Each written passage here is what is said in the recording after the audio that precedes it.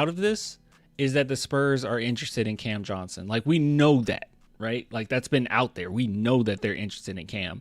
But to jump to, well, if they can't get Kevin or Giannis, certainly they're going to go after Cam. That's silly. That is such a silly leap to make. And also, yeah, just right off the bat, I don't think this is. I'm not saying that they're lying. I'm sure maybe they did get sources that says something in the lines of this, but I'm telling you guys this right now. This is not true. Obviously, you guys will say like, "Oh, you're biased," but I don't know. One Instagram post and people saying, like, even if you try to look up on Google, you try to Google it, it's like, okay, where is this coming from? This person posted something saying, rumor, Spurs discuss Sochan filler first round for Cam Johnson, and then there's nothing here.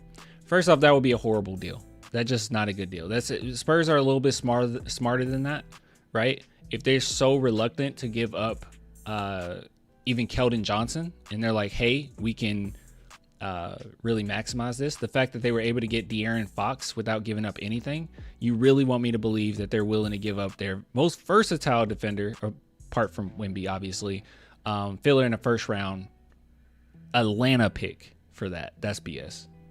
I don't think that's going to happen. But yeah, someone's getting scared. No, I'm not getting scared at all. I'm telling you, if this is literally one Instagram post, man. Like, what do you want me to, how do you want me to react to this? This is literally just an Instagram post, and it's being ran with, and people saying, oh yeah, I saw this source that said this, but it's just a random Instagram post, you know? Yeah, it's not gonna happen. Anything is possible. Obviously anything is possible, but there's nothing here that makes me feel, you know, I would feel a little bit better if it was more of a opinion, like they saying, oh, you know, based on my sources, my opinion is they could possibly, but this is straight up just basically saying there's like a potential package of, I don't believe it.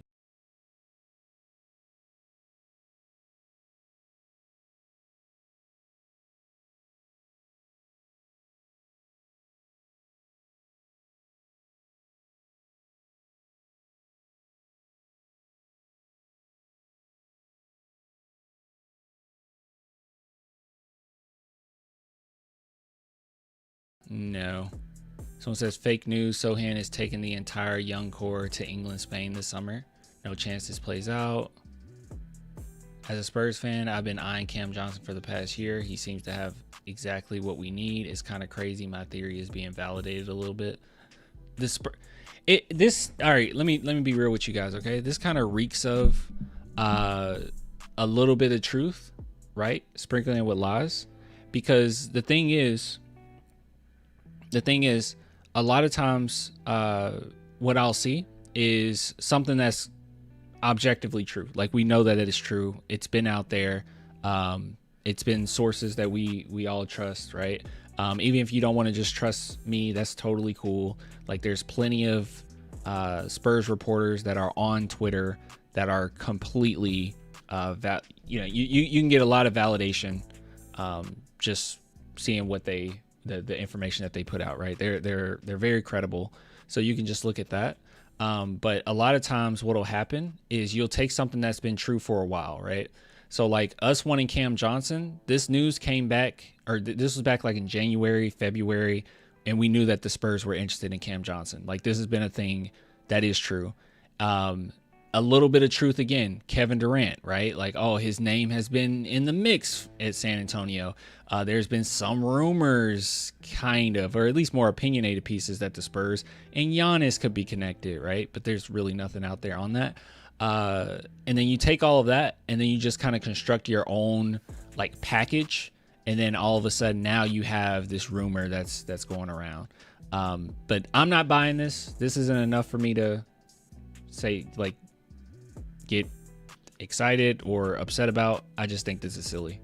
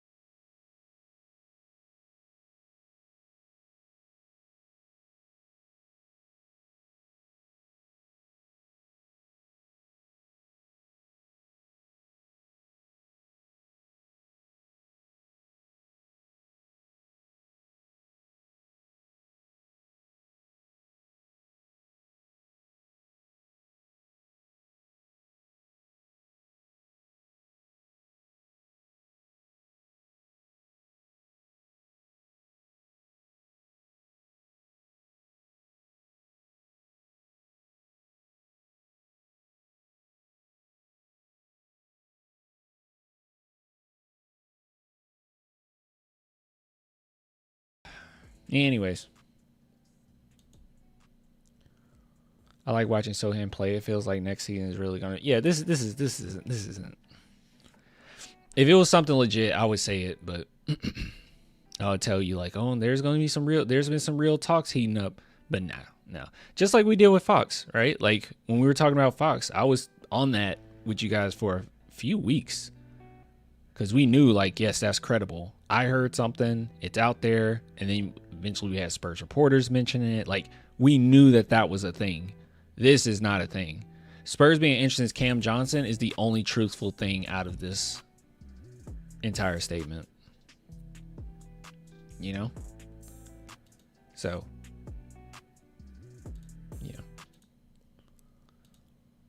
So once again, I'll just say it again. If you guys heard the rumor apparently going around that the Spurs could be trading Sochan for Cam Johnson and also a Atlanta first round pick, there is nothing out there that is credible when it pertains to this. This came from Netspress, which is just an Instagram page that basically just put on here, hey, we have some sources that says this. Like I said, I haven't heard anything. There hasn't been anything from Spurs media in any shape, form, or fashion. The only thing that he said or they said in this small section here is that the Spurs are interested in Cam Johnson, which we know that they've been interested in him. That's the only truthful statement. Everything else, as far as the Spurs are focusing on Giannis and Kevin Durant, that's not true. The whole Kevin Durant rumor was mostly just due to Kevin saying that there was a few teams that he would like to go to before trade deadline. It was like 5 different teams. So that's the only connection the Spurs at this moment have to Kevin. And then with Giannis, there has been basically nothing there when it comes to Giannis either. More opinionated pieces saying, hey, Giannis could go to San Antonio. That would be a good fit. But there's been nothing there. But this is saying with his whole chest, hey, the Spurs have been interested in Kevin Durant and Giannis. And then go on to say a potential package for Cam Johnson can happen if they don't go after Kevin Durant and Giannis. That's silly. That's absolutely silly. This isn't true at all. But I hate that like one small thing can just get the ball rolling like that. You know? I hate it. I don't think the Spurs trade up. Probably not. It's really hard to trade up in and of itself, but yeah, I don't think so. I also think that they use both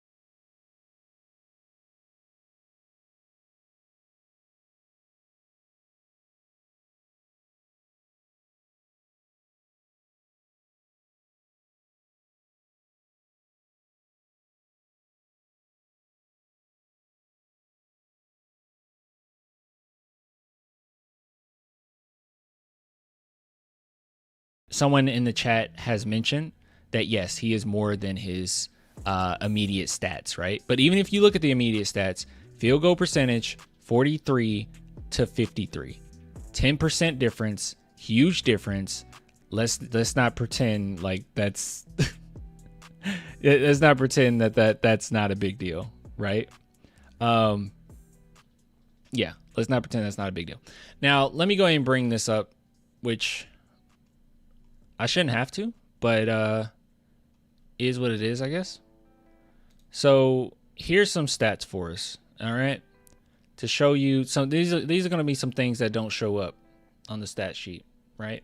Because obviously if you go here and you look at defense, you're like, well, he's not that great. 0.5 blocks, 0.8 steals. He's been the same, right?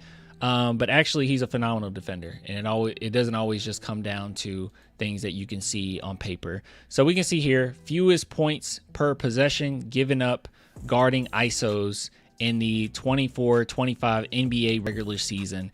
And you can see number 1, Jeremy Sochan. Number 1. Fewest points per possession guarding ISOs. Jeremy Sochan, number 1.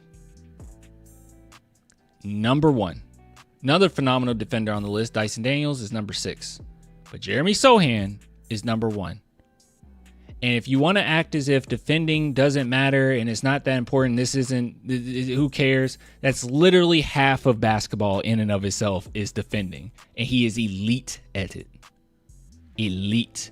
Now, if you want to say offensively, you know, he can't dribble the ball like Kyrie, he can't shoot like Steph, sure, you got me there. You got me there. I mean, sure. He is top 3 in the NBA as far as pick and roll finishes.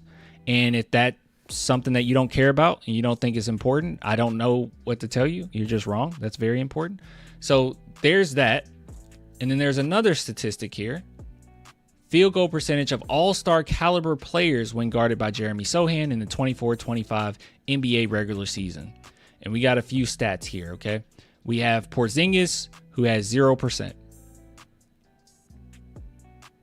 Sochan could have did better, right? He could have gave him -%, but no, he had 0%. Damian Lillard, 0%. Şengün, 16.7%. SGA, 25%. Oh, excuse me. Julius Randle, 27.3%. Luka Doncic, 30%. Zion Williamson, 33%. And Jalen Brunson, 33%.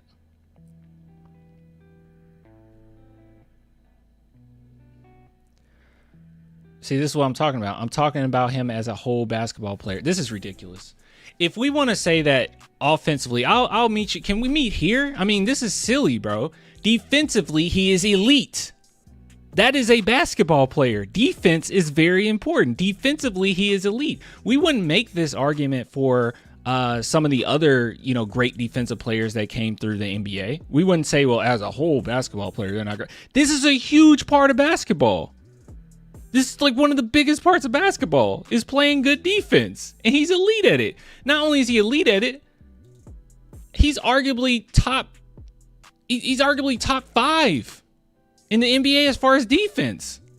So he's elite at that defensively. And if we want to say offensively, he's average, sure, you'll be wrong to say he's below average because he's not. Even if you look, like I said, statistically, I even brought up as far as pick and roll finishes, he's top in the league at that. As far as field goal percentage, it's pretty doggone good, 53%. So he's decent offensively. But if I try to meet you where you say he's average, so what is a player that's average offensively, just okay offensively, and elite defensively? What are they? Are they a good player? I mean, if we're looking at a scale here, you can't be a bad player. You can't be an average player because half of your game is elite. So what are you? What are you?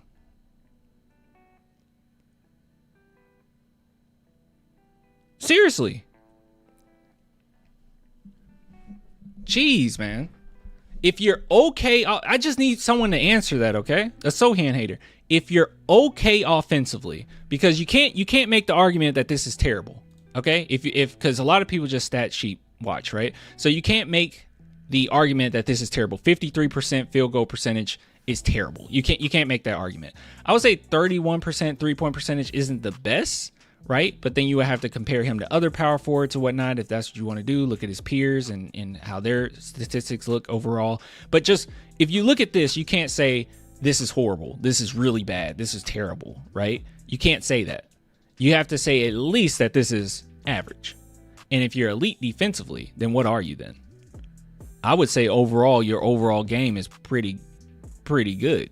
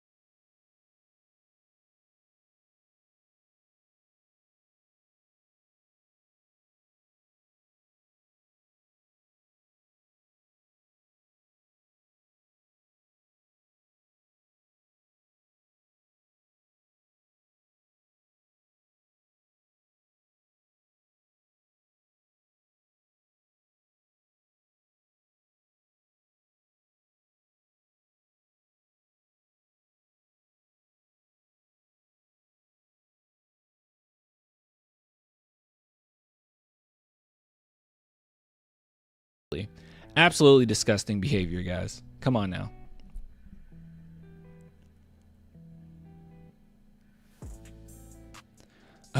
A team can afford to have a poor shooter if they have plenty of good shooters. The Spurs do not have that.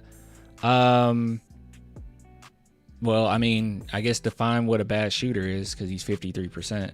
As far as behind the arc, 31% isn't the best, sure. But, I mean, we're not talking about he's not shooting like Tony Allen out there, you know what I mean? There's some promise there. Free throw percentage has got much better. By the way, I probably need to say this. He is far ahead than where I thought he would be his third year in the NBA after watching him in college. I had no let me say this, okay? I had no expectations for him to develop an offensive game. None whatsoever. I knew that he would be a good passer. I knew he had high basketball IQ. I knew that he would be elite defensively. No reason for me to think that he will be good or a semblance of okay offensively. I just thought he would probably always struggle with that. He showed me way more. From his first year to now, huge improvements, in my opinion. Huge improvements. That's not just my opinion. Objectively, 43% to 53%. So I seen Sochan own the Suns. He's pretty good. He's a pretty good player. But no one can actually give me a good argument for you being a bad player if you're elite defensively and okay offensively. Like, for you to be a bad player, bro, like, if you were elite defensively, you would have to be horrible. Like, just horrible. Like, unplayable on the offensive end. Like, just getting the ball ripped from you constantly. Like, yeah, no. I mean, even his turnover, I thought his ball handling has gotten better too. But yeah, his turnover ratio has gone down as well. So, I don't know.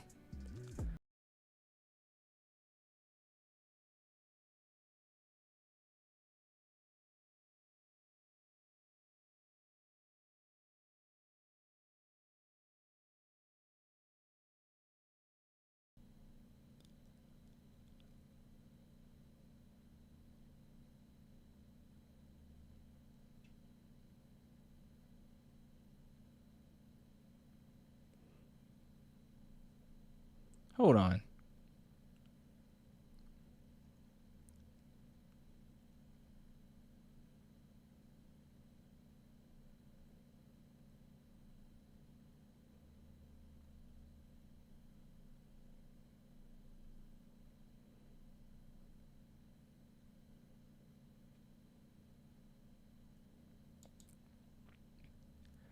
Okay, well, okay. You said, wait.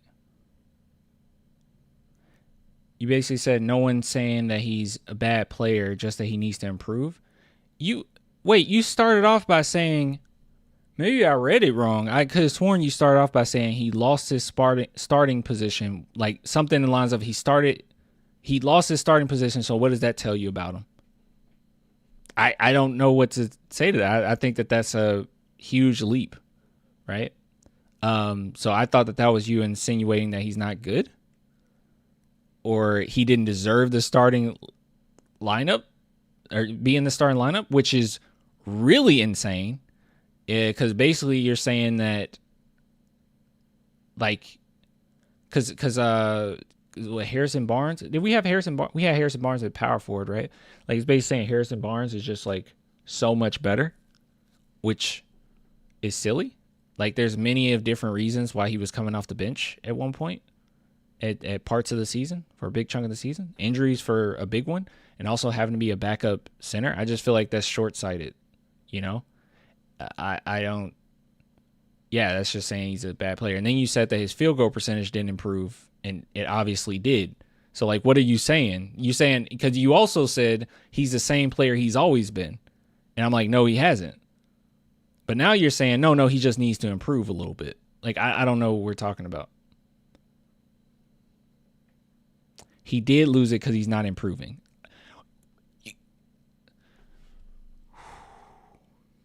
So I'm insinuating he needs to improve. How is he not improving? And which way is he not improving? What are we talking?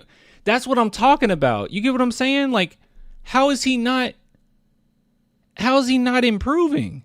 In what way is he not improving? He's less minutes. That's another thing.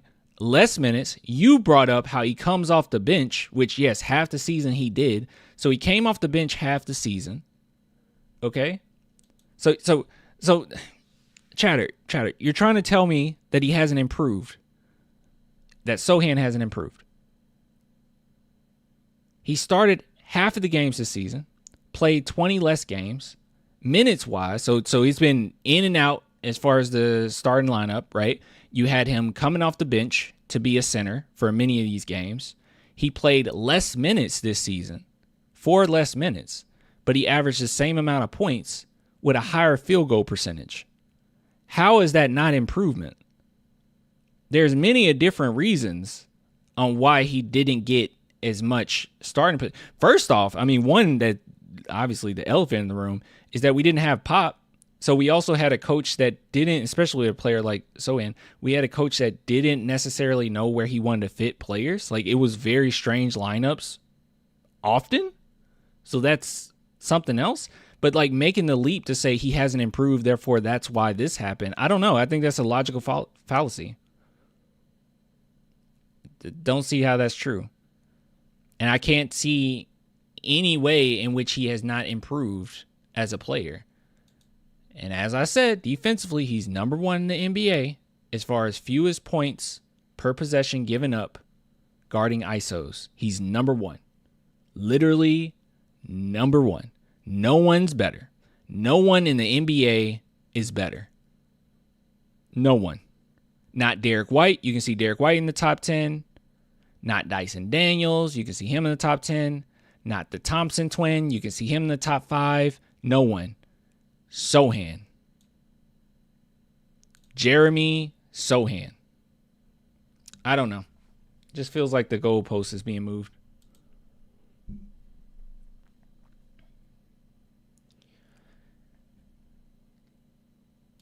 Anyways, I think there was something else.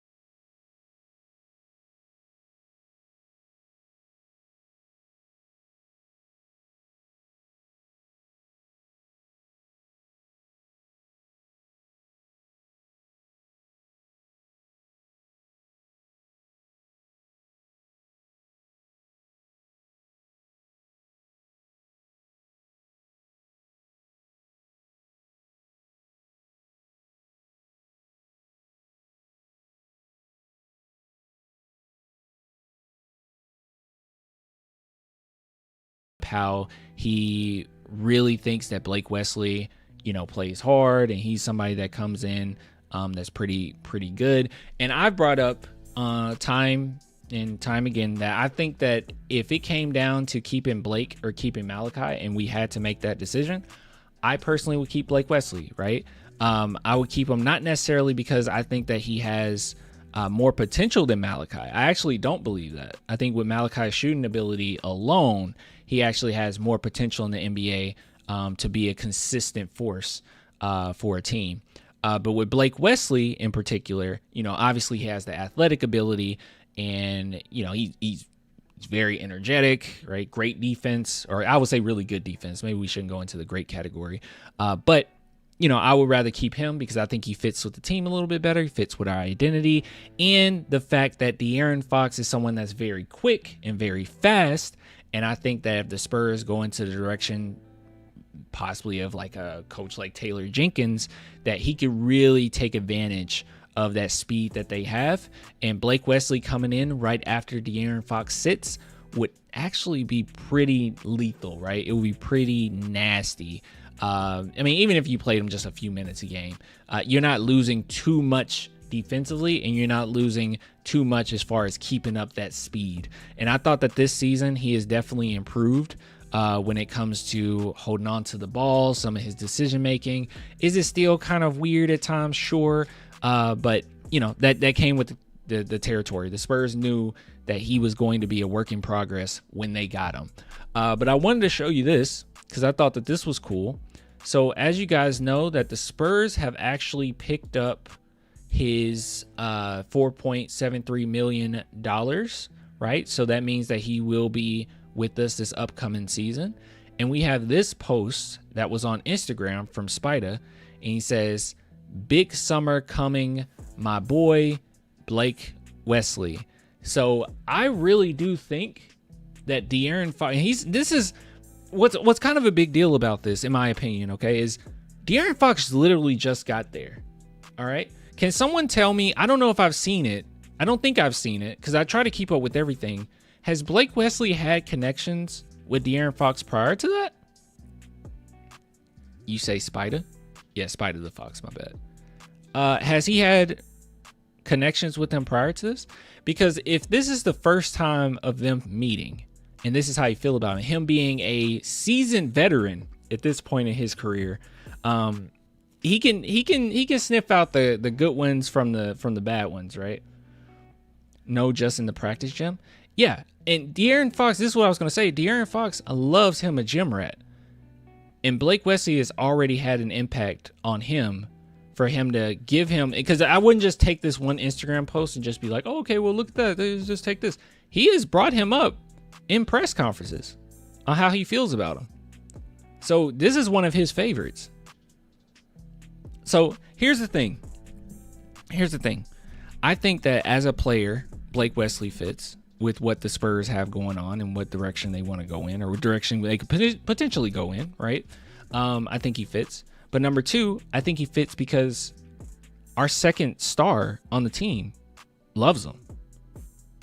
That's in and of itself might be enough for you to just keep him around, right? Now, obviously, he still has to perform. He has to bring the defense or whatever. But I think that it speaks a lot to Blake Wesley's character that he's been on the bench this entire season with a coach that has, and we talked about with how he didn't really know how to utilize Sochan either, but with a coach that didn't know how to use Blake Wesley, so he just didn't use him at all. And the fact that De'Aaron Fox is adamant on how much he likes Blake Wesley just shows what type of locker room guy he is, right? How low ego he is. That's a big deal to me. That's actually a big deal to me. I know that we looked through, like, even when we went back and we first drafted him and we started looking back on like some of his past stories. I believe it was in, and if I'm messing up the story a little bit, I'm sorry, but I believe it was in college in which he went to the team, right? He got on the team and they were like, wow, you're really good. We're going to go ahead and start you. And there was already a point guard that was starting for them for a while at that point. And I remember Blake Wesley, some type of interview of him talking about it. And he was like, I felt really weird about it, right? Like I don't know if he said exactly he didn't like it, but he felt, it sounded guilty, right, for taking that starting role, right? And for him to come in and not be like, oh yeah, of course I'm better, of course, I'm a future NBA player, of course, yeah, I should take this. He felt weird about it, and it was actually that point guard that started talking to Blake and helping him, and saying, no, it's okay. So I think that he always had like really good, locker room guys around him, and that has helped him develop into the player that he is as well. And it also helps that his parents were like, what was it about Blake Wesley's parents? Gosh, dude, it was so long ago when we went over this stuff. Wesley parents, were they like a principal or something? I don't remember. Let's see here. Yeah, AI tell us. What were they?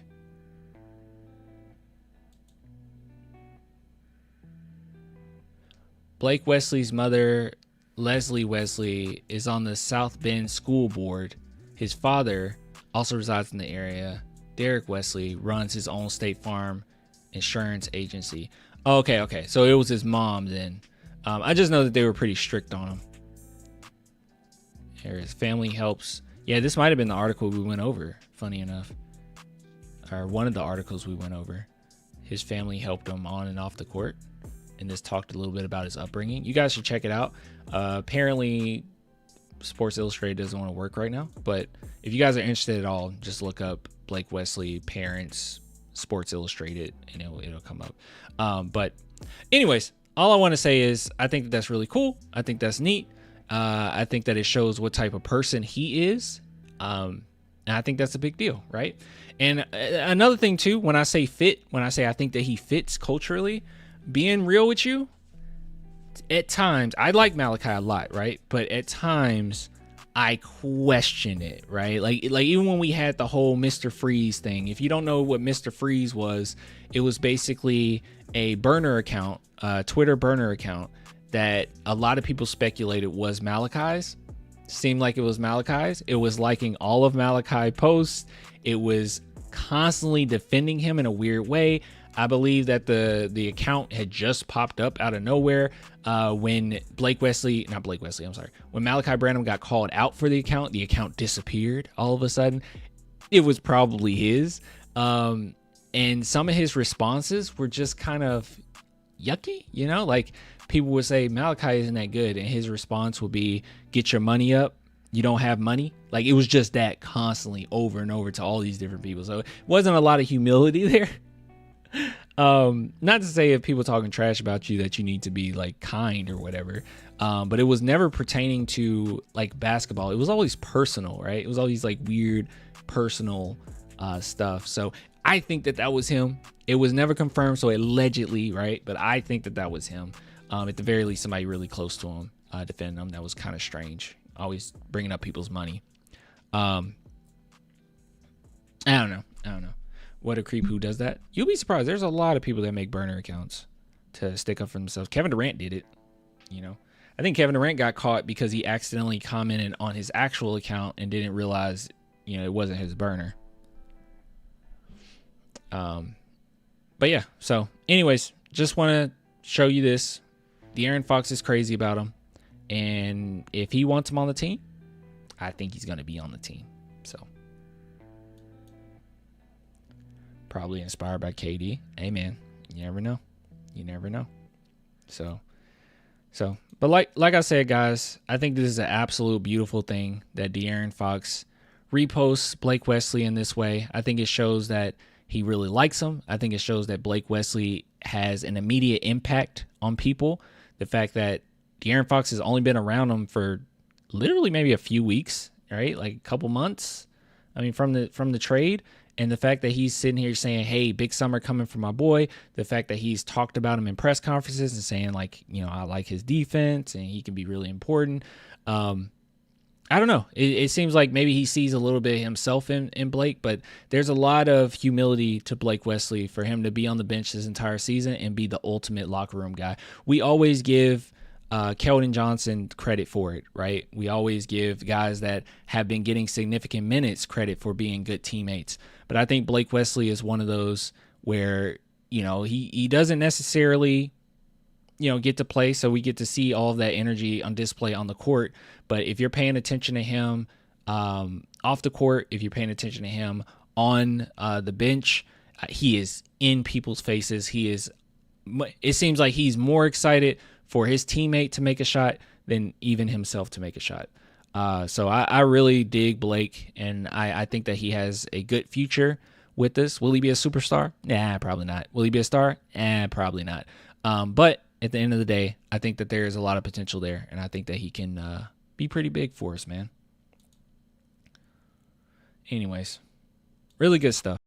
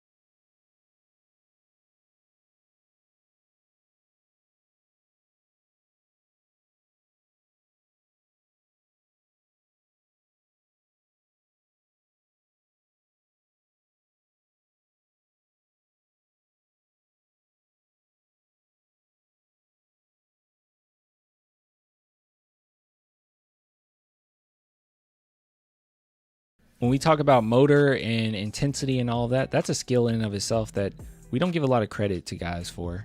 You know, that's why I get so upset with the Sochan stuff, because that is a skill.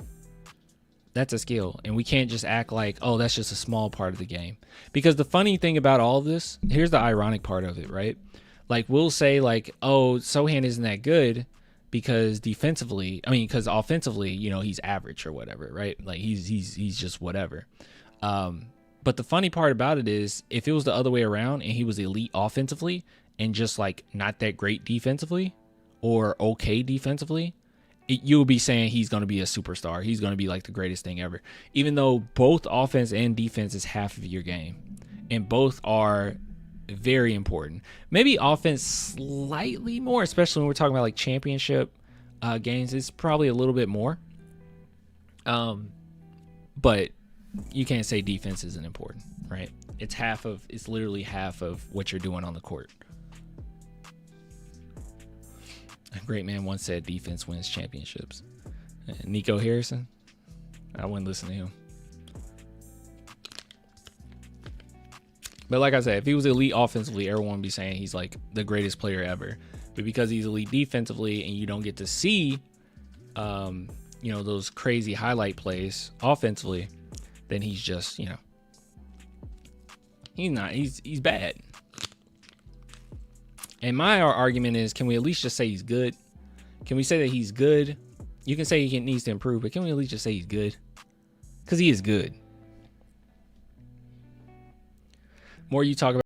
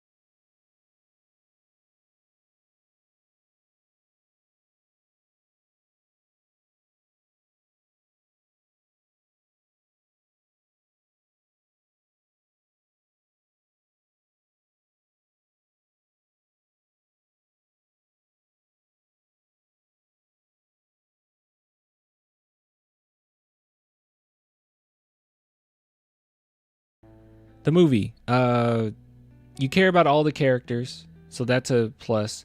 And then number 2, which is super important, is that you care, or not, you don't care. You care about, no, you don't care. That's not what I'm trying to say. The number 2 thing that's really important is that there's a lot of subtext, right? There's some of it's kind of in your face, but it's one of those movies that you could watch again and again and probably get more out of it. But yeah, the amount of detail that's put in it, what it's trying to say, it doesn't have any restraints. Like, that was my whole gripe about Black Panther, apart from like some of the CGI in that movie. But my gripe about Black Panther was always that it felt like Disney only lets you go so far. Like, you're trying to say something, but you're also keeping it safe, right? And I know that wasn't Ryan Coogler's fault, but a lot of his movies, I just haven't really cared that much. Like Creed, I thought that's a good series, right? Creed is a good movie. But I don't really care. Fruitvale Station, I think that's a good movie, obviously, but I thought Michael B. Jordan, I didn't think he was that great in it, to be honest. Like, I felt like the accent just I wasn't buying it. You know, some of the things that he was saying, I just wasn't buying it. I thought it was a little, like, too much. It's a sad movie, but you know, it is what it is. And then, yeah, like I said, and then Black Panther has restraints, but this is the first time he didn't have restraints, and he was actually able to be deep while also just presenting a really cool movie, man. It's a really cool movie. Sinners was deep, a lot of subliminals. We were stripped out of our culture through these record deals. The industry is effed up. Yeah, it's a lot of that, right? Like, I love the whole idea. And I think another thing, too, that's really important for horror films, just in general, is that you be consistent. And even vampire stuff, you have to be pretty consistent, right? You have to be persistent in what the rules are of your world. And I thought that he was consistent the entire time as far as what the rules are. Even the whole idea of you got to let them in. Brilliantly done with the subtext of that, right? But I had a few complaints, but nothing too. Another thing too that I mentioned that I thought was really cool was the twin brothers, right? Both played by Michael B. Jordan. It would have been very easy for Michael B. Jordan to play one as one way and the other one the complete opposite. That would have been super easy. But it wasn't really like that, right? Like, I'm not saying they were the same person at all. Obviously, one was different than the other one. But it seems like they were both their own separate characters, right? They had like subtleties to them that could have easily just been played like, hey, I'm the crazy one, and hey, I'm the serious one. But it wasn't really like that. It was like and it was weird because it was a lot of chemistry between those two, and it's one person. Music was great. I actually wish we would have had more of those. I wish, what the scene I'm talking about? I wish we had more of that scene. That was probably my biggest gripe, is that we had that scene and it didn't get as creative anymore, right? Like, it didn't get as creative after that. But like I said, this is his first. He's like 38 years old. This is his first movie where he just gets to do whatever he wants. That's not restrained to a true story or not restrained to a former IP. And this is what he created. I can only imagine what's coming. That was Preacher Boy's actual voice. Yes. And they said that he was working or he learned the blues guitar like 5 hours a day for 2 months. He was incredible. And that was his first acting role, which I'm like, how is this your first acting role? He was actually the standout. I actually liked him more than Michael B. Jordan. Seriously, like, he was really good. They had vampire control and all dancing and singing. It's just so good, bro. I would have thought they would have used more voodoo, especially since there was voodoo doc. Yeah, it was just sometime. It was like a movie. This is what I'm saying. Like, this is a great film, especially for this to be your first. This is his real first film, right? For this to be your first film, like real film, that's your baby. You can only imagine how great he's going to be.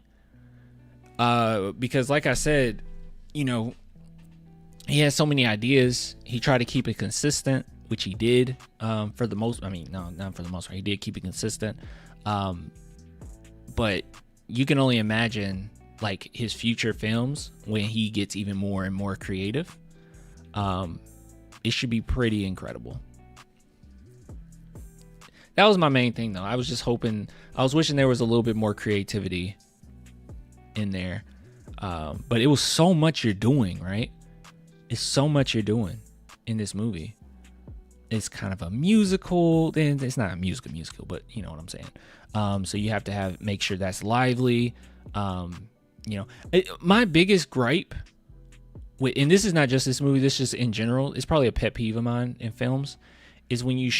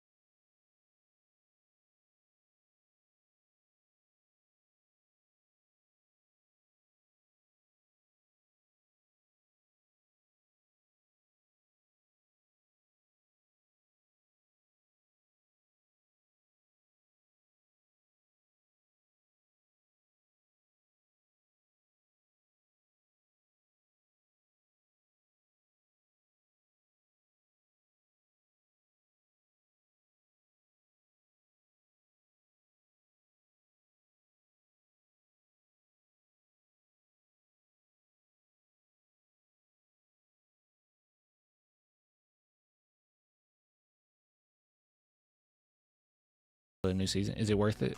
Is it worth watching? I'm gonna ask you that, and then I'm getting out of here. Is the new season worth it? Yes. Okay. Reminds you of the old stuff? Then I'm on board, because I just miss when the Brits were doing it. I rated it 3.5. Okay. Yeah, I'll make sure I check it out. All right, guys. I'll give it to you later. Thanks for all the love. Deuces.